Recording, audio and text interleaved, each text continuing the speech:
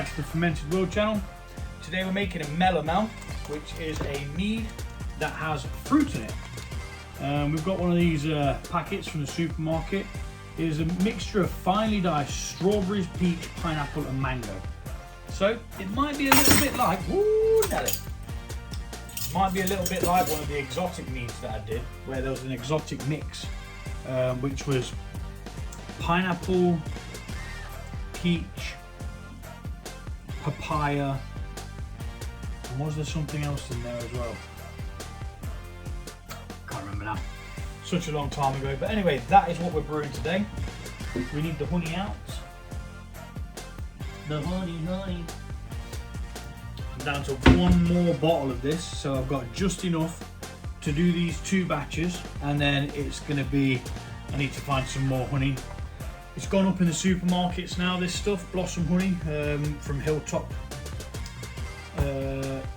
Yeah, it's like I say, it's gone up. It's crazy expensive now. Well, it's not crazy expensive, it's just gone up by about, each packet's gone up by about 35p. Which, you know, you accumulate it over, when you buy loads of them, it soon adds up, making your beverage more expensive, but at the same time it's still cheaper than buying a bottle from a shop or something like that, and you can make it exactly the flavour that you want. So without further ado, we're going to add our cup of tea. We've got a cup of tea that's stewed. It's been in there probably about 20 minutes, cooled down a little bit. We're going to remove that. We've got a kettle that's been boiled here.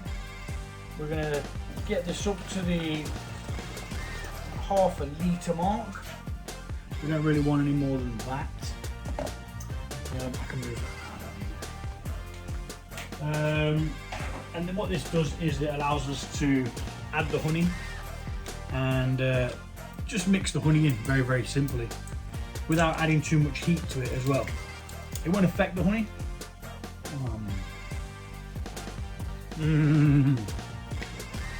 I am a lid licker, even with yogurts. So, get your honey in.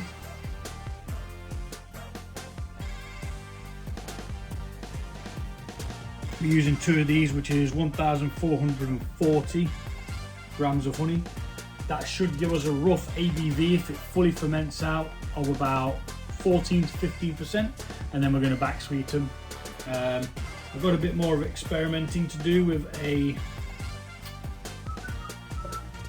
some more traditional meads, because I was trying to prevent having to back sweeten by adding more honey in the beginning.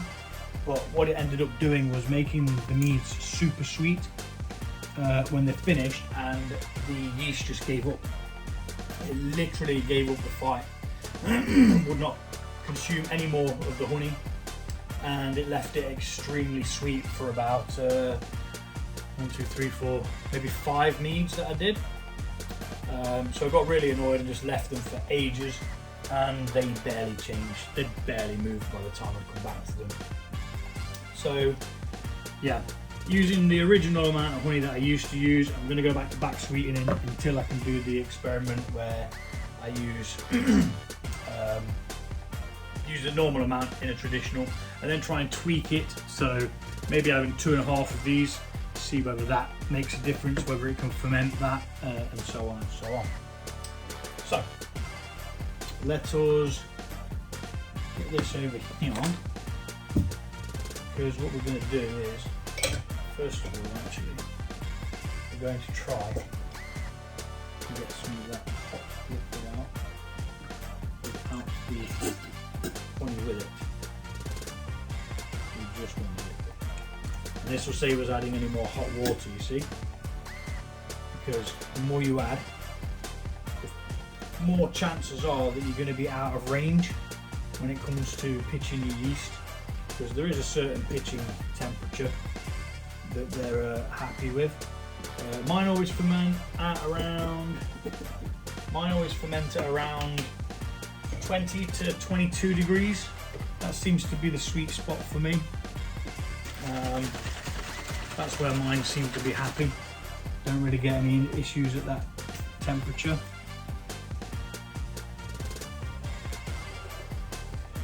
All we're doing now is just rinsing these these bottles out of the honey, and we'll tip it upside down, and we'll get a little bit later on as well, just before we finish and take a hydrometer reading. Again, the hot water helps break it down, dilute it, and then dissolves. And back in there that goes. So we're brewing in a bucket again today because we are using fruit. Fruit in a fermentation will make it go batshit crazy. Excuse the expression, but there is no other expression for it. It just goes next level. It will be going absolutely flipping everywhere.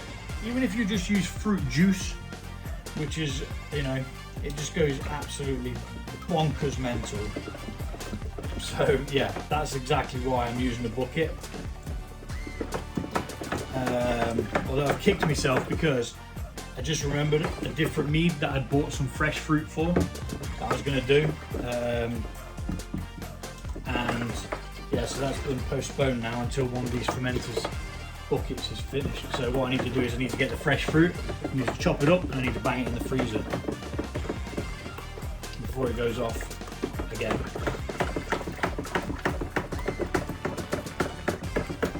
So quickly give that a mix.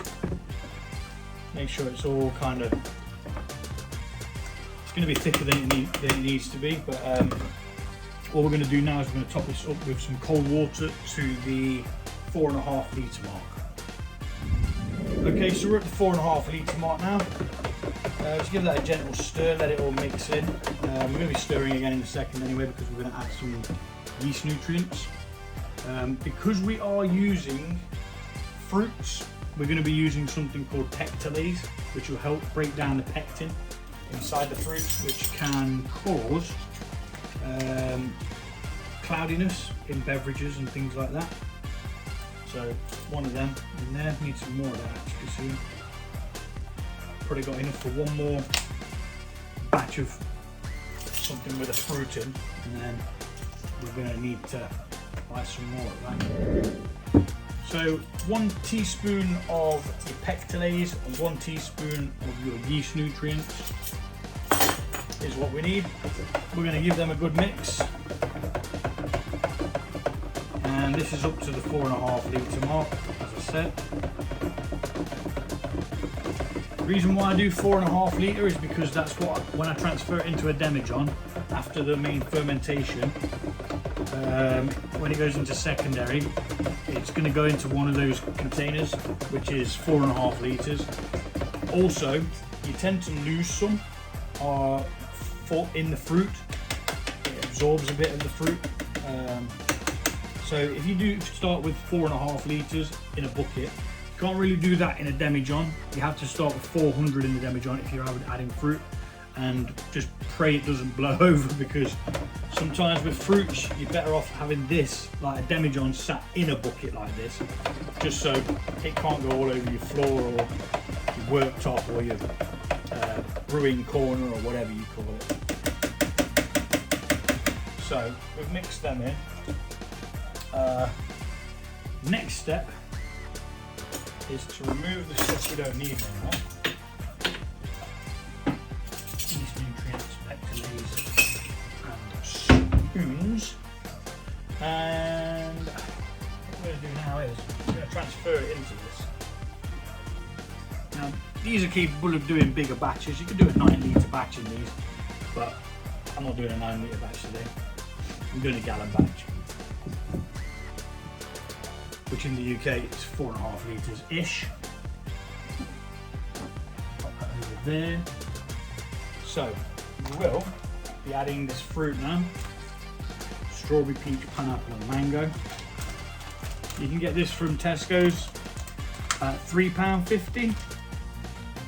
Oh, it smells magnificent. It says breakfast topper, but you know, it's just frozen fruit at the end of the day. You can use it for whatever you like. Make sure we get it all. I mean, this will have some sugar content, so if it goes dry, the ABV will be slightly more than what it says on it. Per 100 grams, you're looking 7.7 grams of sugar.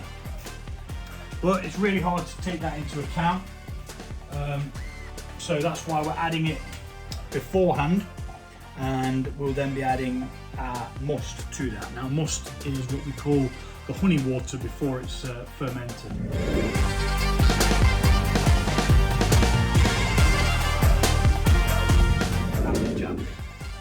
So in with the must.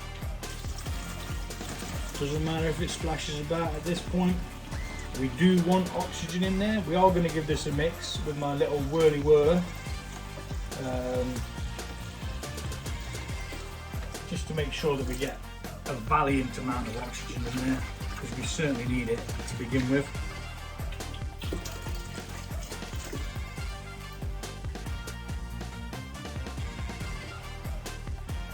We've got our yeast nutrients in. We've got a pectolase. Some people might not have pectolase. Don't worry about it if you haven't. If you don't want to use it, don't use it. It's perfectly fine. It may just mean that your beverage stays hazy. I never used to use it before, but I have found that it does definitely help clear out haze from fruits. But you don't have to use it if you can't get hold of it, or so on and so on.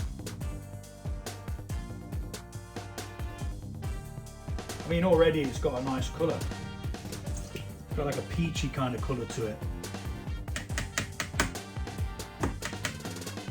Which ain't half bad. So we need to make notes. I'll write down the original gravity and the date first. I'm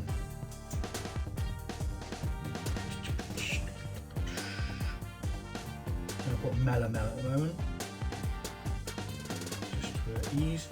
Today's date, which is the 27th of the 9th, 23.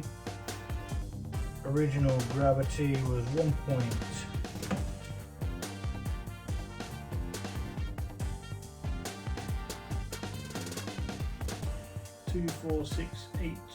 I'm going to say 898 098. And again, we can't really, until it's sat there stewing in the must itself, we wouldn't be able to take into account the sugar in the fruit, so we'll just know that it's stronger than it looks when it's finished fermenting. We are aiming for this to be down to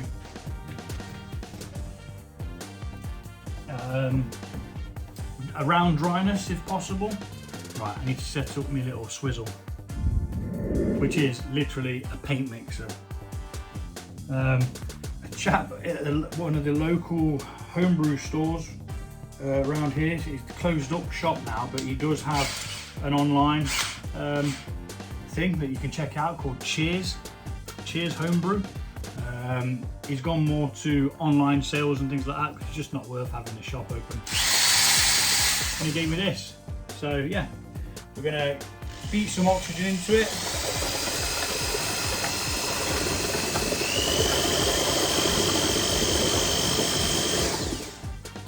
Easy as pie.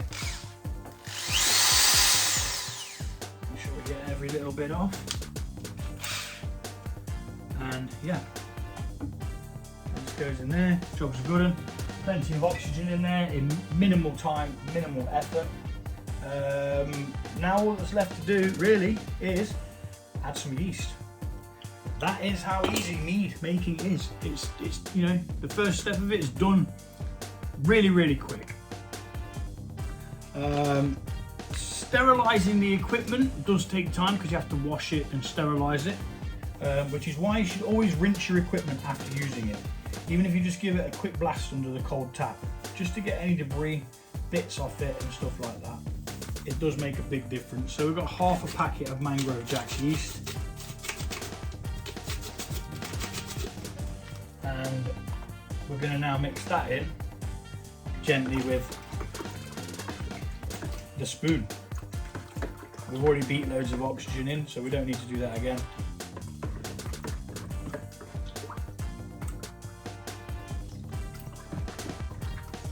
And that's pretty much it for now. So a week to 10 days and we'll come back, we'll take a look at this, and we'll see what's crack-a-lacking. So for now, we're going to attach an airlock to this little rubber bung thing here, like so.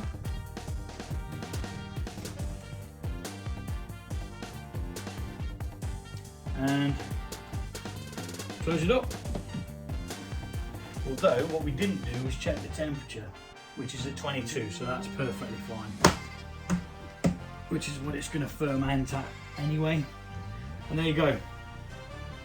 Within 7 to 10 days, we will have alcohol in there, and hopefully it tastes bloody nice. Honey-based, fruity, awesome. Thanks for watching, and I'll see you all soon.